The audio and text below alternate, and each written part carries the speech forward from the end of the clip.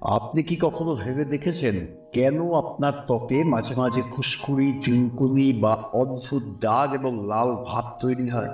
ত্বকে মাঝে মধ্যেই ব্রণ, ফুসকুড়ি, লাল হয়ে যাওয়া, চুলকানি বা জ্বালা পোড়া প্রায় সবারই হয়, যাদের বলা হয় চর্মরোগ।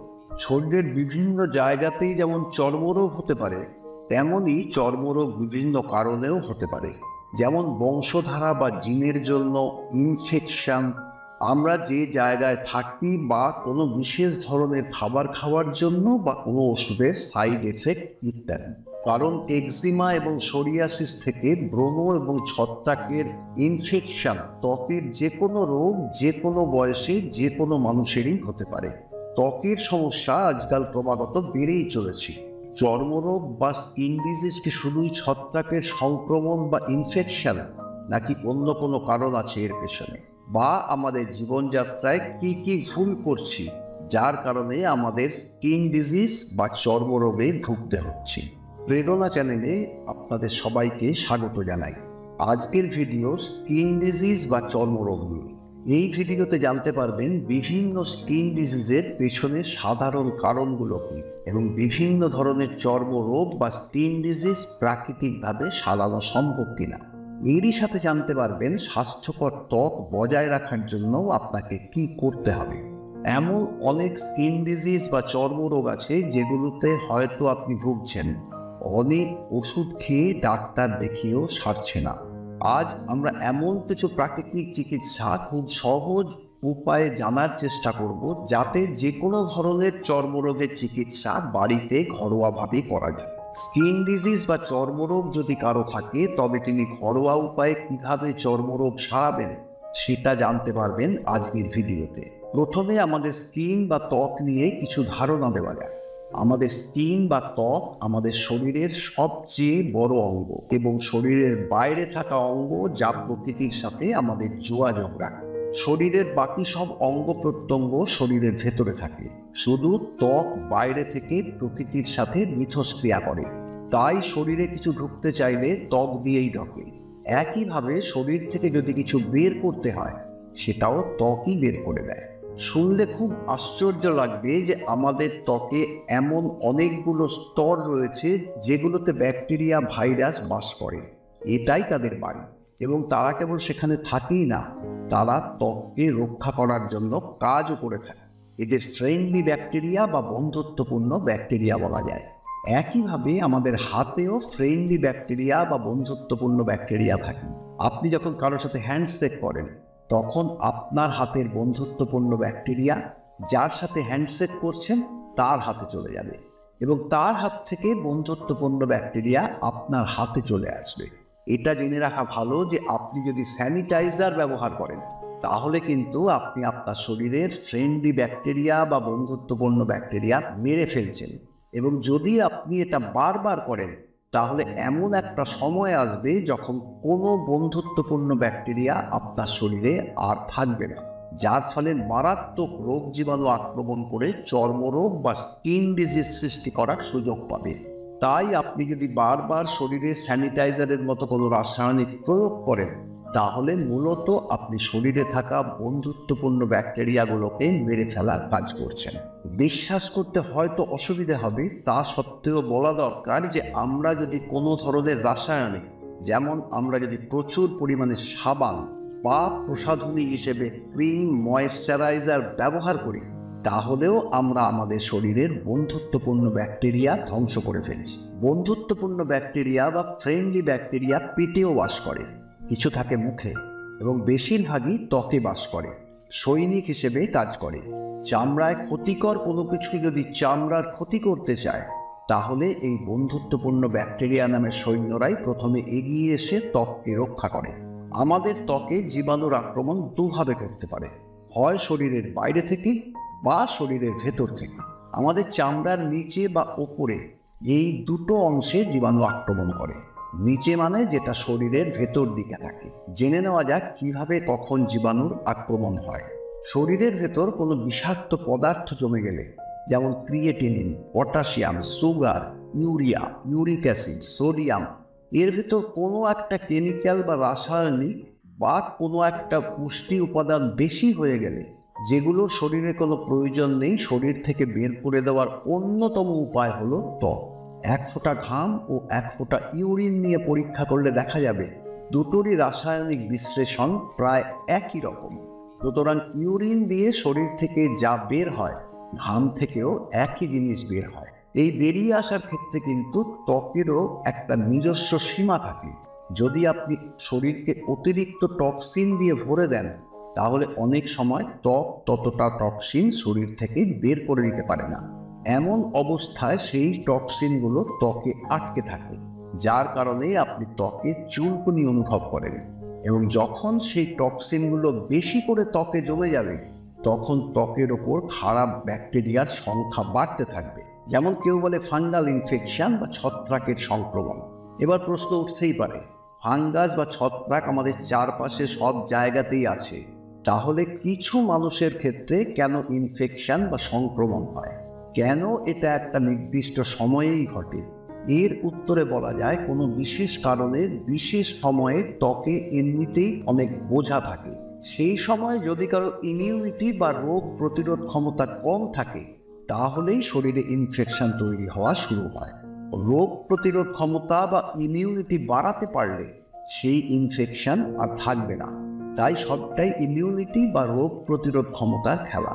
তাহলে এটা বোঝা গেল যে ত্বকে যে রোগই হোক না কেন সেই রোগটা ত্বকেই প্রতিফলিত হয়। ধরুন কোনো একটা চর্মরোগ বা স্কিন ডিজিজ আছে যেখানে চুলকুনি হচ্ছে বা শরীরের রং পরিবর্তন হয়ে যাচ্ছে, তাহলে সেই ত্বকটা শরীরের টক্সিন বা বিষাক্ত পদার্থ যেগুলো শরীরে জমা হয়েছে সেগুলোর জন্য নয়। শরীর টক্সিন বা বিষাক্ত পদার্থগুলোকে ঠিকভাবে শরীর থেকে বের করতে পারছে না, ফলে টক্সিন বা বিষাক্ত পদার্থগুলো ত্বকে জমা হতে থাকছে। যেমন ধরুন কারো অতিরিক্ত সুগার আছে, তাহলে সুগার জয়েন্টগুলোতে জমা হবে। কারো আবার সুগার ত্বকের নিচেও জমা হবে।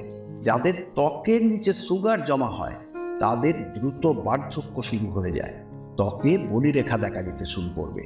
তাই আপনাদের চেনা পরিচিত বন্ধু বান্ধবদের ভেতর কারো যদি সময়ের আগে বলিরেখা দেখা দিতে শুরু করে তাহলে অবশ্যই এটা একটা রোগ হিসেবে দেখতে হবে।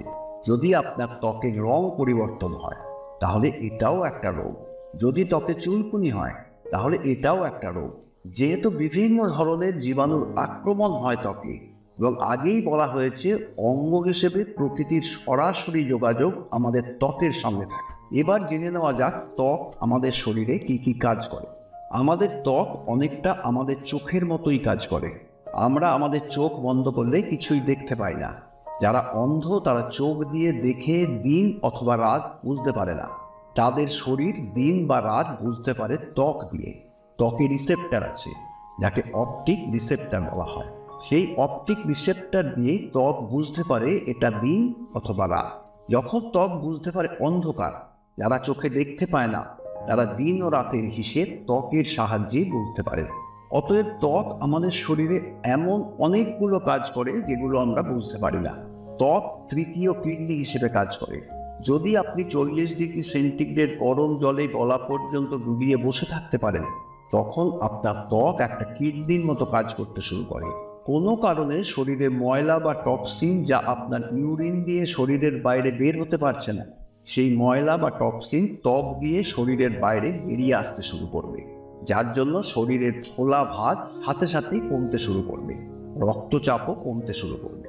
আরও বলা যায় 99% শ্বাস আপনার নাকের মাধ্যমে হলেও 1% শ্বাস আপনার ত্বকের মাধ্যমে হয়। এ থেকে বোঝা যায় ত্বক একাধিক অঙ্গের মতো কাজ করে। আপনার ত্বক আপনার চোখের কাজ করছে, আপনার ত্বক আপনার কিডনির কাজ করছে, আবার ত্বক শ্বাস নেওয়ার কাজও করছে। এবার জেনে নিন কিভাবে ত্বকের এই সমস্যা সারানো যায়। ত্বকের এই সমস্যা সারানোর উপায় একটাই, সেটা হলো আপনার রোগ প্রতিরোধ ক্ষমতা বা ইমিউনিটি বাড়ান। তাহলেই আপনি ভালো হতে শুরু করবেন। এবার বলা দরকার কিভাবে রোগ প্রতিরোধ ক্ষমতা বা ইমিউনিটি বাড়ানো যায়। রোগ প্রতিরোধ ক্ষমতা বাড়ানোর 2-3টে নিয়ম আছে। প্রথম নিয়ম হলো শরীরে ভিটামিন ডি তৈরি করা। শরীরে ভিটামিন ডি পাওয়ার সবথেকে সহজ উপায় হলো আমরা যখন খোলা জায়গায় রোদ বা যেখানে সূর্যের আলো পাওয়া যায় এমন জায়গায় থাকবো। যে কাজ করে তার খাবার খাওয়ারও দরকার হয়। আগেই শুনেছেন যে ত্বক আমাদের জন্য প্রচুর কাজ করে, অতএব ত্বকেরও খাবার খাওয়া দরকার। হ্যাঁ, ঠিকই শুনেছেন, ত্বকের খাবার দরকার। আপনি রোদে বসলে বা সূর্যের আলোয় থাকলে ত্বক খাওয়ার কাজ করে। ভিটামিন ডি ত্বকের মাধ্যমে শরীরে যাচ্ছে, তাই খাওয়ার কাজও করছে। মনে রাখবেন, ত্বককে পুষ্টি না দিলে ত্বক দুর্বল হয়ে পড়বে, ত্বকের রোগ প্রতিরোধ ক্ষমতা কমে যাবে। তাই সবার আগে রোগ প্রতিরোধ ক্ষমতা বা ইমিউনিটি বাড়ান। তার জন্য ত্বকের প্রথম খাবার হলো সূর্যের আলো।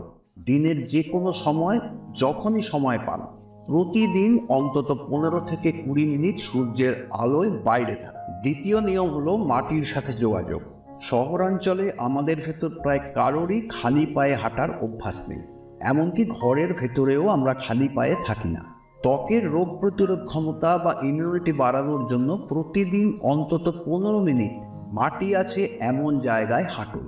হাঁটতে না পারলে দাঁড়িয়ে থাকুন, তাতেও কাজ হবে। কারণ মাটি থেকে পাওয়া শক্তি হিসেবে ইলেকট্রন ত্বকের মধ্যে দিয়ে শরীরে ঢুকে সারা শরীরে ঘুরে বেড়াবে, যা রোগ প্রতিরোধ ক্ষমতা বা ইমিউনিটি বাড়ানোর জন্য উপকারী হবে। তৃতীয় নিয়ম হলো দুপুরে ও রাতে খাবার খাওয়ার আগে স্যালাড খাওয়া। যখনই আপনি দুপুরে বা রাতে খেতে বসবেন, তখন আপনার খাওয়ার প্লেট বা থালার অর্ধেক অংশ তাজা ও কাঁচা মৌসুমী শাকসবজি থাকবে। প্লেট বা থালার অর্ধেকের 1/4 অংশ প্রোটিন থাকে এমন তরকারি এবং বাকি 1/4 অংশ কার্বোহাইড্রেট জাতীয় খাবার যেমন রুটি, ভাত থাকবে। প্রথমে স্যালাড খাওয়া শেষ করবেন, তারপরে রান্না করা খাবার খাবেন। লোরিক অ্যাসিড থাকা তাজা নারকেল স্ন্যাক্স হিসেবেও খেতে পারেন। তাজা মৌসুমী ফল অবশ্যই আপনার প্রতিদিনের খাবারের একটা অংশ হতে হবে। 4 নম্বর নিয়ম হলো সূর্যাস্তের আগে যে কোনো খাবার খাওয়া শেষ করুন। সূর্যাস্তের পর জল ছাড়া কোনো খাবার খাবেন না। 5 নম্বর নিয়ম হলো শরীরে অক্সিজেনের পরিমাণ বাড়ানোর জন্য সকালে অন্তত 100 বার দুটো হাত বুকের ওপর রেখে লম্বা শ্বাস নিয়ে বুকের দুপাশে ছড়িয়ে দেওয়ার পরে আবার শ্বাস ছাড়তে ছাড়তে বুকের ওপর হাত দুটো নিয়ে এনে শরীরে অক্সিজেনের পরিমাণ বাড়বে। অক্সিজেন শরীরে বেড়ে গেলে রক্তে টক্সিন খতম হয়ে শরীরের বাইরে বেরিয়ে যাবে এবং টক্সিনের পরিমাণ শরীরে কমতে শুরু করবে। আশা করছি এগুলো করলে আপনার রোগ প্রতিরোধ ক্ষমতা অবশ্যই বাড়বে। আপনার ত্বকের রোগ প্রতিরোধ ক্ষমতা বাড়বে এবং ত্বকে ইনফেকশন হলে দেখবেন খুব দ্রুত সেরে যাবে। এবার জেনে নিন ত্বকে ইনফেকশন হলে সারতে কতদিন সময় লাগবে। ত্বক আমাদের শরীরের একটা বিরাট অঙ্গ। মনে রাখবেন, আমাদের পাকস্থলী থেকে যত দূরে ইনফেকশন হবে, ইনফেকশন সারতে তত বেশি সময় লাগবে।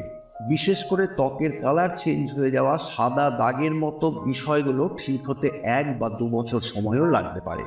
তবে ভিডিওতে বলা বিষয়গুলো যদি আপনি মেনে চলতে পারেন, তাহলে ইনফেকশন বাড়বে না। ধীরে ধীরে ইনফেকশনের জায়গা কমে যাবে, ছোট হয়ে যাবে এবং ধীরে ধীরে অদৃশ্য হয়ে যাবে।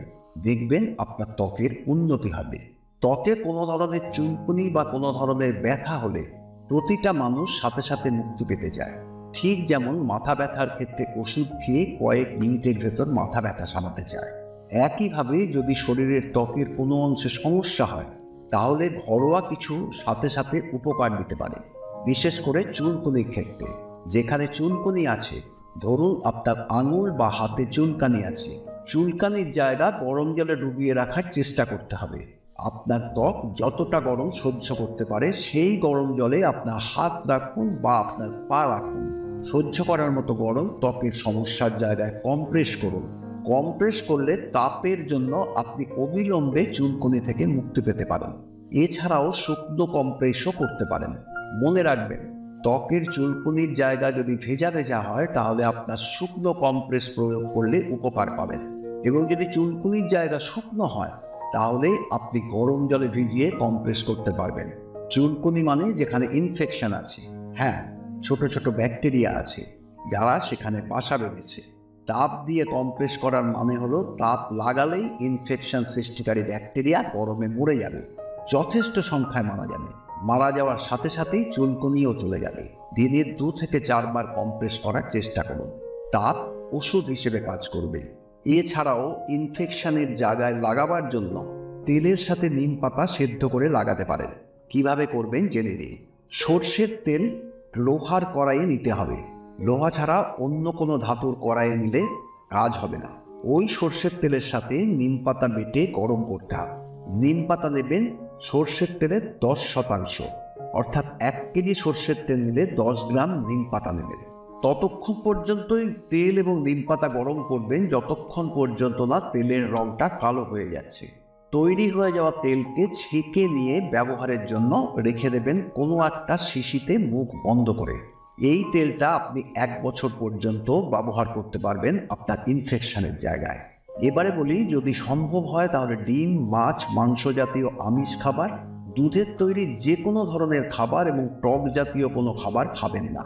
দ্বিতীয়ত, যে সমস্ত রোগীদের কোষ্ঠকাঠিন্য আছে, যাদের অন্ত্র পরিষ্কার হচ্ছে না, তাহলে কিন্তু ত্বকের সমস্যা সারানো কঠিন হবে।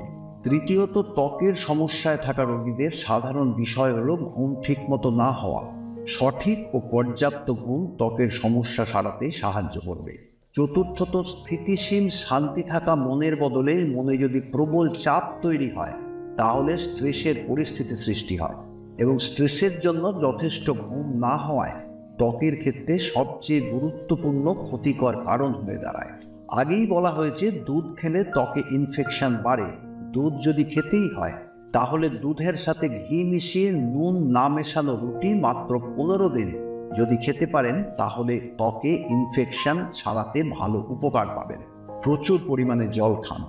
আজকের ভিডিওতে খুব সহজ ভাষায় স্কিন ডিজিজ বা চর্মরোগের কিছু প্রতিকার সম্বন্ধে জানলেন। আশা করছি এগুলো অবশ্যই আপনার উপকারে আসবে। আজকের ভিডিও শেষ করার আগে বলি, আজকের ভিডিও থেকে আপনারা নিশ্চয়ই অনেক কিছু জানতে পেরেছেন। সেগুলো কমেন্ট করে কমেন্ট বক্সে জানান এবং ভিডিওটা শেয়ার করুন আপনার চেনা পরিচিত বন্ধু বান্ধবদের সাথে, যাতে তারাও কিছু শিখতে পারেন। চ্যানেলটা সাবস্ক্রাইব করুন এবং বেল আইকনটি টিপুন, যাতে আপনি পরবর্তী নোটিফিকেশন পেতে পারেন। আবার দেখা হচ্ছে পরের ভিডিওতে। ভালো থাকুন, সুস্থ থাকুন। ধন্যবাদ।